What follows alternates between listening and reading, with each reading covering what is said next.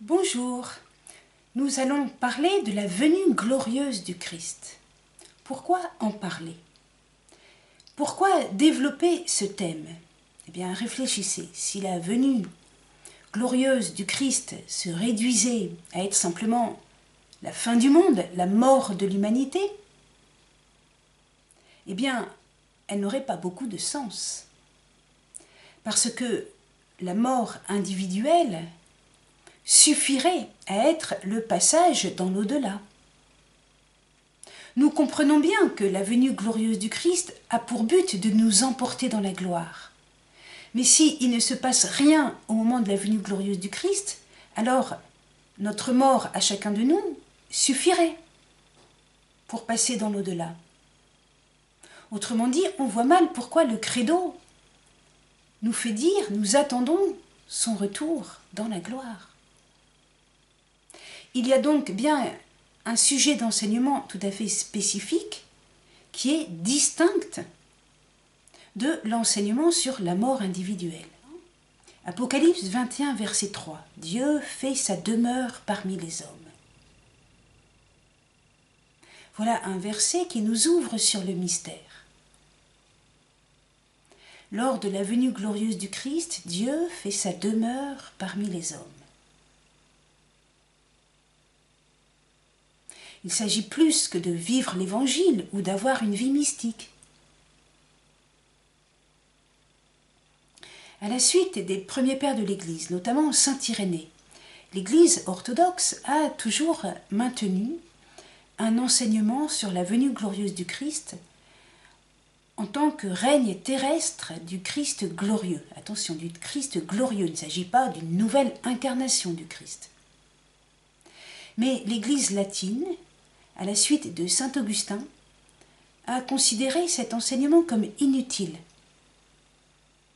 Et donc, il est tombé dans l'oubli.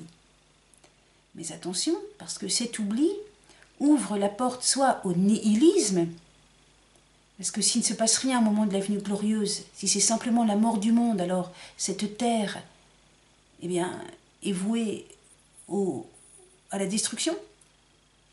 Et ce qui est enseigné sur le règne de Dieu doit se réaliser avant la venue glorieuse qui est la fin du monde. Et à ce moment-là, on tombe dans les millénarismes, qui sont des hérésies. Le millénarisme qui pense établir le règne de Dieu sur la terre avant la venue glorieuse du Christ. Puisqu'à la venue glorieuse du Christ, il ne se passe rien, c'est la fin. Donc saint Augustin, finalement, va nous poser plus de problèmes que de solutions logiques, que de solutions cohérentes. Nous allons donc devoir étudier saint Augustin et saint Irénée. Pourquoi sont-ils différents? Rappelons les dates, c'est d'abord saint Irénée, né vers l'an 120, mort vers l'an 201, et donc très proche de la génération des apôtres, et saint Augustin, né en l'an 354 et mort en l'an 430. Nous attendons le retour du Christ, la parousie, mais auparavant viendront les faux prophètes et l'antichrist, avec de grandes tribulations, des persécutions, et même une purification qui va concerner la terre matérielle. Les premiers pères de l'Église, notamment saint Irénée, voyaient dans la venue glorieuse du Christ tout un processus de la fin, une histoire de la fin, qui inclut le jugement, la restauration et l'entrée dans l'éternité. Mais comme nous venons de le dire, saint Augustin voyait dans la venue glorieuse du Christ, eh bien, la fin. C'est tout. Le jugement, la fin, la mort. Le passage dans l'au-delà, en un instant. Il y a donc une grande différence entre des auteurs qui voyaient un processus et saint Augustin qui voit une espèce uniquement de rupture quelque peu brutale. Entre les deux, le magistère nous trace la voie juste. Il nous fait éviter le millénarisme. Le millénarisme qui veut imposer militairement ou construire par nos forces humaines, nos énergies, le règne de Dieu sur la terre. C'est une hérésie. Le règne de Dieu ne peut venir que par une grâce de Dieu tout à fait spéciale que nous appelons la venue glorieuse. Cependant, notre agir, notre action, nos efforts ne sont pas indifférents. Benoît XVI nous dit « Nous pouvons nous ouvrir nous-mêmes, ainsi que le monde, à l'entrée de Dieu. Nous pouvons nous ouvrir nous-mêmes, ainsi que le monde, à l'entrée de Dieu. » L'Église enseigne aussi quelque chose d'intéressant que j'ai trouvé dans un texte de la Congrégation de la doctrine de la foi et qui date de 1979. Ce texte est intéressant parce qu'il parle d'une continuité et d'une rupture. Écoutez bien le texte, continuité, rupture. L'Église, conformément à l'Écriture, attend la manifestation glorieuse de notre Seigneur Jésus-Christ. Vatican II, Dei Verbum, chapitre 1, paragraphe 4. Donc cette venue glorieuse est considérée cependant comme distincte et différée par rapport à la situation qui est celle des hommes immédiatement après leur mort. Formidable. La venue glorieuse est distincte par rapport à la situation des hommes immédiatement après leur mort. Continuons. Ni les Écritures ni la théologie ne nous fournissent de lumière suffisante pour une représentation de l'au-delà. Le chrétien doit tenir solidement 2 points essentiels. Il doit croire, d'une part, à la continuité fondamentale qui existe par la vertu de l'Esprit Saint entre la vie présente dans le Christ et la vie future, une continuité. En effet, la charité est la loi du royaume de Dieu et c'est la mesure de notre charité ici-bas qui sera celle de notre participation à la gloire du ciel. Eh bien, aimons-nous les uns les autres. Mais d'autre part, le chrétien doit discerner la rupture radicale entre le présent et l'avenir, du fait qu'au régime de la foi se substitue celui de la pleine lumière. Nous serons avec le Christ et nous verrons Dieu. Promesse et mystère inouï, en quoi consiste essentiellement notre espérance. Si l'imagination ne peut y arriver, le cœur y va d'instinct et à fond. Autrement dit, il y a une continuité, c'est la charité. Il y a une rupture, c'est qu'on va passer de la foi à la pleine lumière. Et en même temps, la parousie, la venue glorieuse, c'est quelque chose qui est distinct de notre état après la mort. Continuons. Au sujet de l'Antichrist, il y a des questions logiques. L'Antichrist, on l'appelle aussi l'Antéchrist, parce qu'il doit venir avant le Christ. Mais pourquoi ? Pourquoi faut-il que le Christ attende la manifestation de l'Antichrist avant de venir ? Eh bien, nous aurons à répondre à cette question. Autre question, que signifie ce verset si rarement commenté ? Ainsi le Christ, après s'être offert une seule fois pour enlever les péchés de la multitude, apparaîtra une seconde fois, non plus à cause du péché, mais pour le salut, en araméen pour la vie, pour la vivification de ceux qui l'attendent. Autrement dit, il y a une différence entre ce qu'on appelle souvent le salut, être sauvé du péché originel, et puis le salut au moment de la parousie, de la venue glorieuse. En araméen, vivification.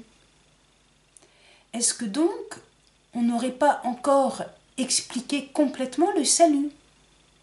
Est-ce qu'on n'aurait pas encore exploré tout ce que Jésus est en tant que sauveur ? Est-ce qu'il n'y a pas encore un mystère sur Jésus le sauveur ? Est-ce qu'on a encore bien compris ce qu'est le salut, ce qu'on doit espérer ? Plein de questions. Saint Irénée, vers l'an 180, qui nous explique que la venue glorieuse du Christ inaugure un processus, une histoire de la fin, qui inclut le jugement, la restauration et l'entrée dans la vie éternelle.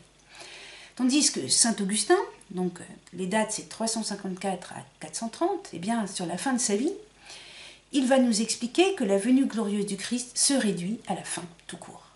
Tout s'arrête. Alors, ceci donne de quoi réfléchir.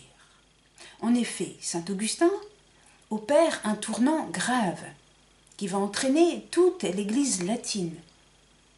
Le changement qu'opère saint Augustin est un changement important qui a des conséquences.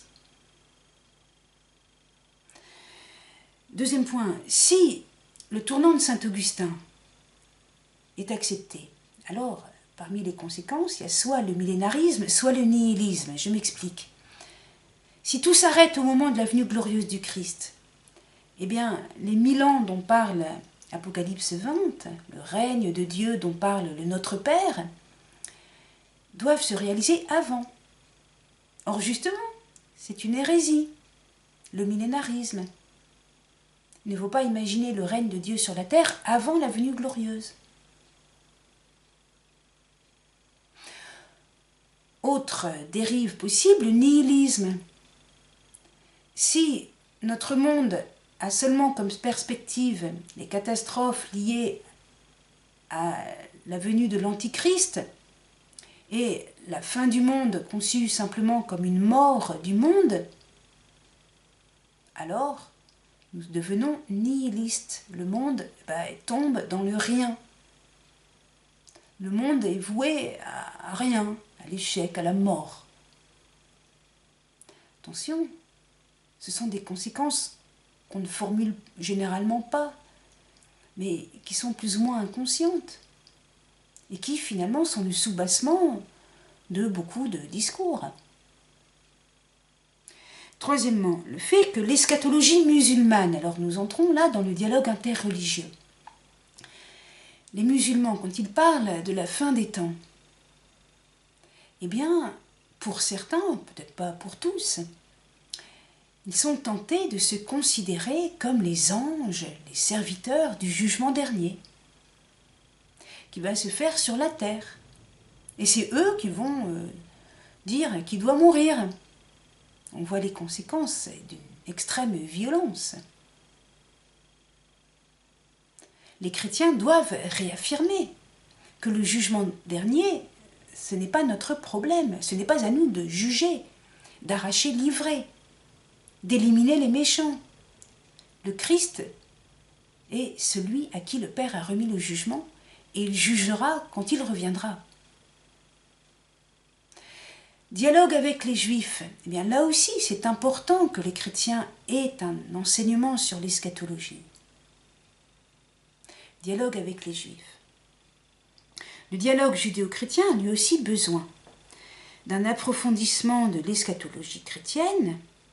En effet, je prends la citation du père Jean-Miguel Garrigue, « La permanence d'Israël envers et contre tout, depuis 20 siècles, rappelle à l'Église que l'espérance messianique d'Israël garde son sens jusqu'à l'avènement du Christ dans la gloire. » Eh bien alors, il est plus que jamais nécessaire aux chrétiens, dans leur dialogue avec les Juifs, d'expliquer ce qu'est l'avènement du Christ dans la gloire.